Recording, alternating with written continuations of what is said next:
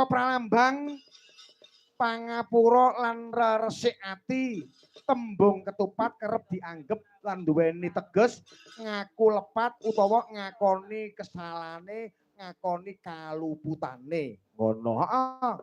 Janur sing dianyam anggambarake kerumitaning urip dene isi beras sing dadi ketupat sawise digodhog nggambarake ati sing wis resik lan suci sawise njaluk ngapura. Ngono.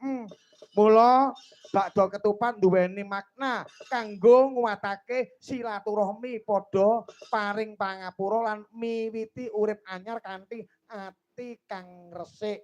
Ngono. Heeh. Simbol-simbol tradisi bakda ketupat sawise Idul Fitri duweni makna filosofis sing jero ing ngisor iki sawetara simbol lan tegese. Apa? Siji ketupat. Ketupat kuwi uga sinebut kupat. Oh ngono.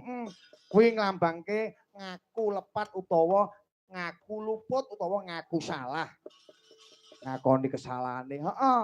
Iki minangka tandha yen manungsa kudu gelem njaluk ngapura lan uga menehi pangapura, Nduk. Oh ngono. Heeh. Banjur janur utawa godhong enom, janur sing dianyam dadi bungkus ketupat nggambarake kerumitaning urip menungsa. Urumite wong urip ana ing alam padang iki. Oh ngono. Nanging nalika wis dadi ketupat, nuduhake yen urip bisa dadi becik yen dilakoni kanthi sabar lan bener. Oh ngono. Heeh. Dene isi beras dadi ketupat kang wernane putih. Beras sing digodhog nganti mateng dadi simbol ati sing wis resik lan suci sawise ngalami proses utawa laku urip lan pangapura ing ngapura. Oh ngono.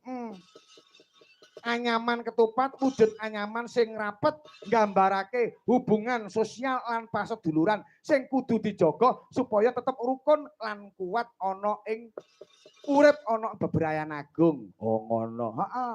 Dene kaping 5ne kanggo ngenepi daharan ketupat kuwi mau ya ana opor, ana sambel goreng, ana lodeh, ana ingkung sak liya-liyane. Ngono.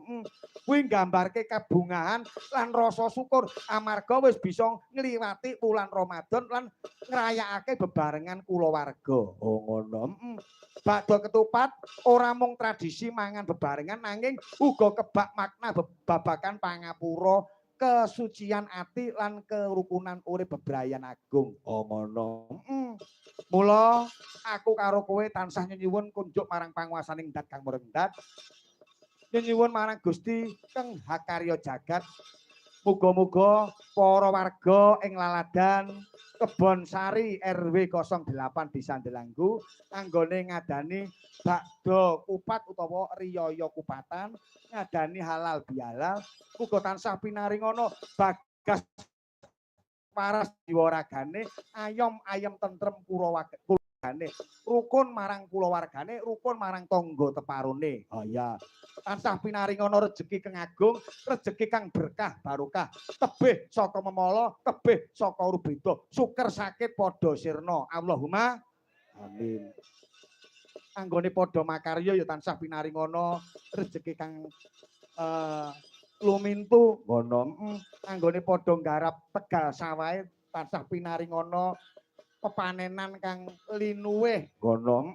Ama-ama tansah kabrasta ngono. Heeh. Sing dadi mantri ya kulina nyuntik ayam. Ngono. Sing dadi guru ya tambah gajine ngono. Gaji ke-13 ya ora keri ayam. Sembah nuwun. Heeh.